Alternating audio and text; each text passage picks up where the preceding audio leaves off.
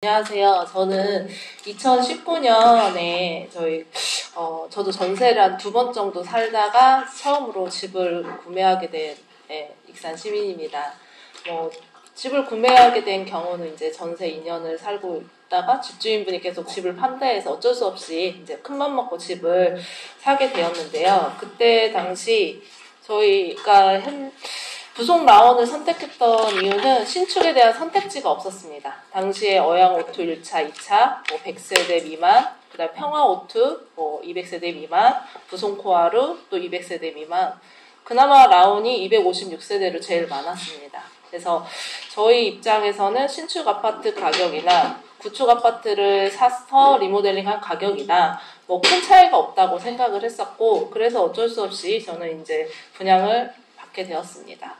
당시 그 라온을 분양받았을 때 이제 신축 아파트이기도 하지만 저의 첫 집이기 때문에 굉장히 많은 애착을 가지고 있었습니다.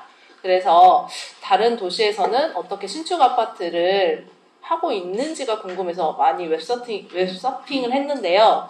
보니까 입주 예정자 활동을 되게 활발히 진행을 하고 있더라고요. 그래서 입주 예정자로서 건설사들과 계속 회의를 갖고 입주 예정자로서 요구하는 사항들을 관철시키는 그런 일들을 하고 있었고, 그때 2019년부터 저는 그런 활동을 하기 위해서 카페를 만들고 부속 라온 아파트를 지금 현재의 모습으로 만들었습니다.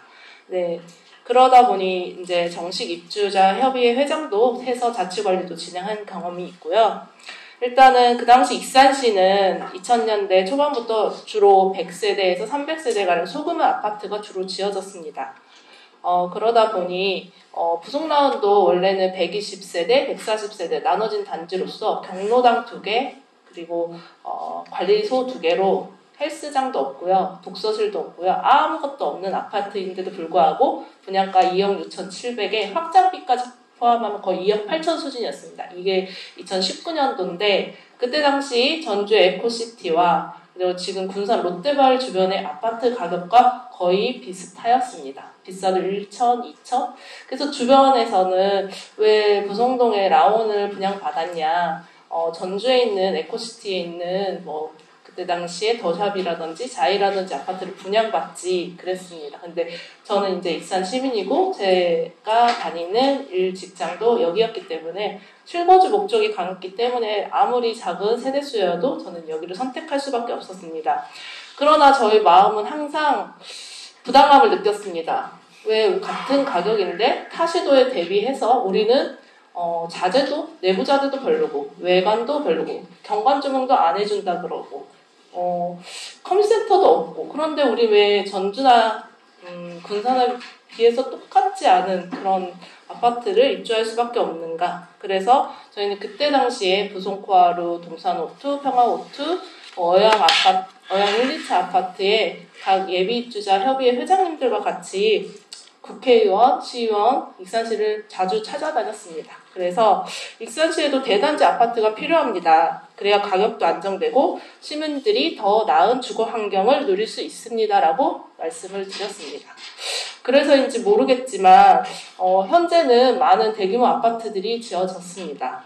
이후 민간 특례 공원 사업을 토대로 해서 마동공원에 있는 자이, 풍경채, 스테이트, 그리고 모인공원의 중흥, 또 모현동의 송악동의 라송, 그 다음에 영무회장까지 정말 많은 아파트가 지어졌는데요.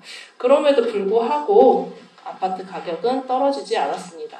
저희가 원했던 거는 그 당시 신축이 적절한 금액으로 공급되는 거였습니다. 그래서 그렇게 대규모 아파트 조성을 요구했던 건데요. 오히려 신축은 여전히 3억대 이상, 최고점일 때는 5억대까지 올랐습니다. 특히 부송포레나가 한참 분양권이 많이 올랐을 때가 있습니다. 그 시점을 토대로 해서 푸르지오, 그 다음에 영무, 그 다음에 마동에 있는 모든 신축 아파트들이 전부 들어오면서 요즘은 시세가 모르겠어요. 원자재 값이랑 인건비 때문에 그렇지만 자리가 좋은 아파트는 그 가격을 유지하지만 이제 상권이라든지 학세권이라든지 또는 소규모 세대는 가격이 마이너스 P 혹은 또 그 주변 아파트 가격을 많이 낮추고 있습니다.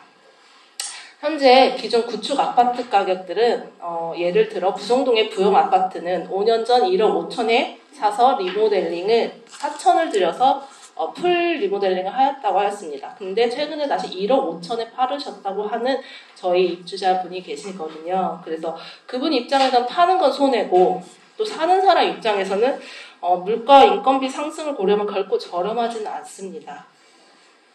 즉 아파트가 많이 지어진다 하더라도 가격이 물가 상승률을 거슬러 떨어지는 일은 없다. 이게 제가 지금 느끼는 생각입니다.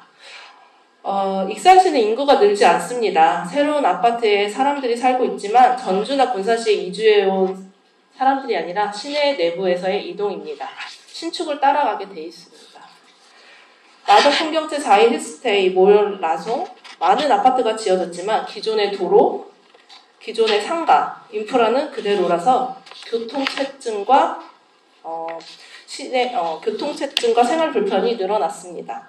실제로 저는 지금 현재는 부속라운을 떠나 마동에 있는 아파트에 신축 또 3년차 거주하고 있는데요. 현재 최근에 힐스테이트 4일 풍경채가 들어오면서 동부시장 오거리가 굉장히 많이 막힙니다. 이런 불편함이 지금 생기고 있고요. 시민들은 새 아파트보다 상권, 학권, 학교 생활, 이런 인프라들을 선택합니다. 특히 이런 것들을 영등제일아파트 주민들을 보면 알 수 있는데요. 아무리 오래된 집이지만 떠나지 않는 이유도 상권이 편하다. 혹은 학교가 가깝다라는 이유입니다. 이런 상황에서 만경강의 수변도시 7,000세대가 들어선다면 어떻게 될까요? 저는 대구 상인 푸르지오 사례를 떠올리게 됩니다.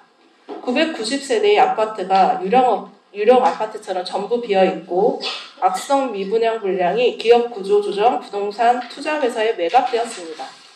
현재 전국 미분양 7만 가구, 대구는 특히 심합니다. 건설사들도 착공을 꺼리고 있습니다. 이런 상황에서 익산의 7,000세대라니 과연 채울 수 있을까요? 저는 유령 수변 도시가 될 거라고 생각합니다. 저는 익산시는 기존의 미분양부터 해결해야 된다고 생각합니다.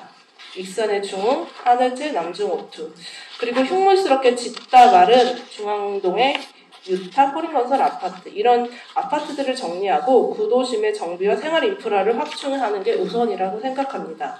새 아파트를 지어놓는 것만으로도 도시가 살아나지는 않습니다. 만경강의 수변도시 7,000세대는 단순히 아파트 숫자 늘리기로 접근하시면 안 됩니다. 사람들은 아파트 자체보다 생활 여건을 선택합니다. 익산시는 이제 도심 공동화의 교훈을 반성하여 구도심 재생과 생활 인프라 확충을 먼저 고민해야 합니다. 이상입니다.